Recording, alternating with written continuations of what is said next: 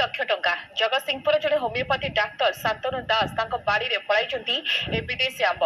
ପେଶାରେ ଡାକ୍ତର କିନ୍ତୁ ନିଶା ଚାଷ। ଜଗତସିଂହପୁର ଜିଲ୍ଲା ସଦର ବ୍ଲକ ଅନ୍ତର୍ଗତ ବାଲିଭୌରୀ ଗାଁର ଶାନ୍ତନୁ ନିଜ ବାଡ଼ିରେ ବିନା ରାସାୟନିକ ସାର, ଔଷଧ, କୀଟନାଶକ ବ୍ୟବହାର ନ କରି ସମ୍ପୂର୍ଣ୍ଣ ଜୈବିକ ପଦ୍ଧତିକୁ ଆପଣେଇ ଜାପାନର ମିୟାଜାକି ଆମ୍ବ ସହିତ ଆମ୍ରପଲ୍ଲୀ, ଭିସାରୀ, ବ୍ଲାକ୍ ଷ୍ଟୋନ୍, କଟିମୋର, ବାଇଗଣପଲ୍ଲୀ ଏମିତି ବିଭିନ୍ନ କିସମର ଆମ୍ବ ବାଡ଼ିରେ ଚାଷ କରି ଚର୍ଚ୍ଚାରେ।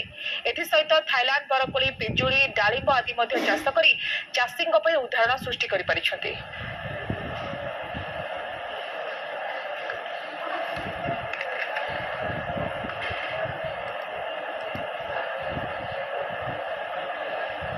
मियाजाकी प्रदेश में फलुवर आना है मियाजाकी आंब जापान गोटे स्पेशल अकेजन रे ये नीलाम हुए और तार दाम 2,75,000 3,50,000 पर्यंत जाए बिक्री किंतु यह मुख्यतः आदर फॉलिक एसिड, एंटीऑक्सीडेंट एवं 15% एक्स्ट्रा सुगर अन्य आंब मान अपेक्षा थी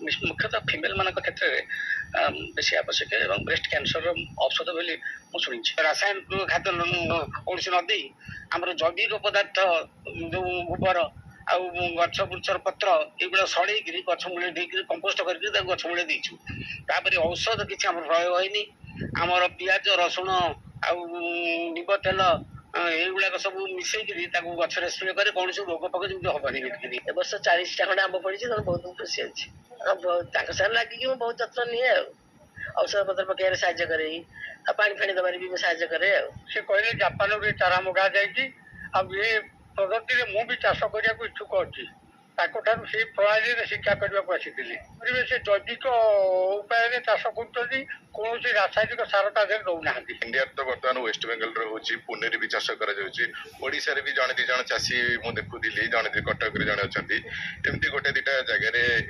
मियाजाकी आंब चाष करागला ये निश्चित डेभलप हम कारण मियाजाकी आंब गोटे जापानीज फ्रुट्स बहुत माने औषधीय गुण तार अच्छी।